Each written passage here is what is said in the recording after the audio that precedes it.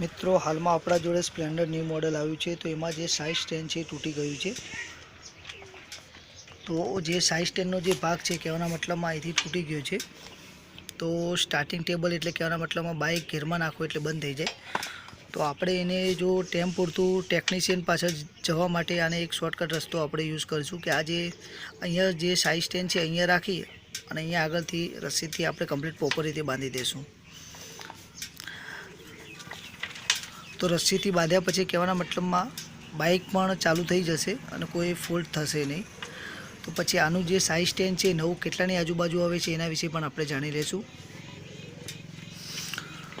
તો આ જે સાઇડ સ્ટેન્ડ છે ન્યૂ મોડલનું છે, તો 250 રૂપિયાનું સાઇડ સ્ટેન્ડ આવશે આમાં અને 50 રૂપિયા એક્સ્ટ્રા લેબર ચાર્જ લાગશે। એટલે કહેવાના મતલબમાં મિનિમમ 300ની આજુબાજુ સમથિંગમાં આપણને પડશે। અને સ્પ્લેન્ડર ન્યૂ મોડલ વિશે કોઈ પણ વસ્તુ લાગે તો કમેન્ટ બોક્સમાં જણાવો।